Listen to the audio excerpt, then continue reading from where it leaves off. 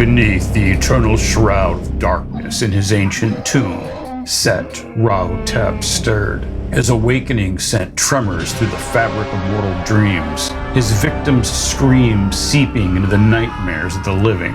Across the desolation of the Jubani desert, a whisper on the wind carried the name of the Lich Queen of Inagul, a mad sovereign whose hunger for vengeance rivaled Rahotep's thirst for power. With promises of retribution against those who had bound him and stolen his might, she called to the ancient king. Should these two dark titans join forces, the world would plunge into an age of despair beyond imagining. Thus, a band of heroes, scarred by battles, yet unyielding in resolve, embark on a perilous quest to prevent this unholy alliance. Their path led them into the heart of Kemet, a land of unrelenting sun and endless sand, where the whispers of the past mingled with the cries of the present. Once a flourishing kingdom, Juban now lay divided, its soil drenched in blood and its skies darkened by smoke. To the south, Upper Juban languished in the grip of the Lich Queen's cruel dominion. Her undead legions roamed freely, their presence a blight upon the land. Villages stood in ruins, their charred remains a grim testament to her reign. To the north, the armies of the tyranny of Velos pressed ever closer, their ranks swelled by demon-worshipping warlocks who sought not only conquest, but annihilation. The pharaoh of Jubilor clung desperately to the Middle Kingdom, a slender shard of hope wedged between relentless enemies.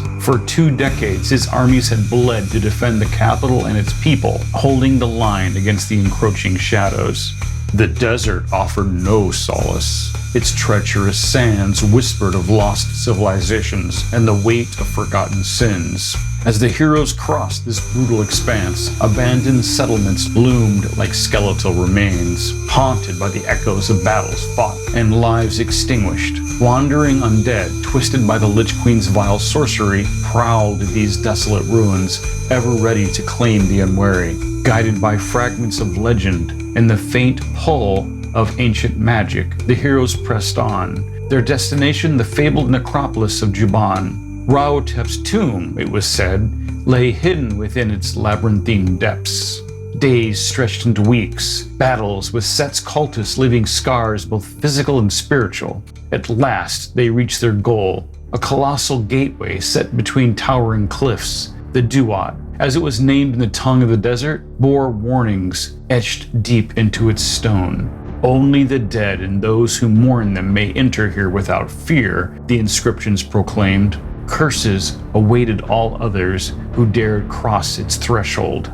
Inside the Duat's shadowy hall, a pantheon of divine figures awaited, their forms towering and majestic. The gods of Juban watched the intruders with eyes that burned like embers, their features carved in equal parts judgment and indifference. Anubis, the jackal-headed guardian of the dead, stepped forward, his voice resonating in the ancient tongue. Arlen, the stout-hearted dwarven warrior, ventured closer, her limited grasp of the Jubani tongue failing to decipher his words. The air grew thick with tension as the gods' growls filled the chamber, reverberating like thunder through the hall. Their divine forms began to shift, fur sprouting as they transformed into feral beasts, save for Anubis, whose gaze remained fixed on the dwarf.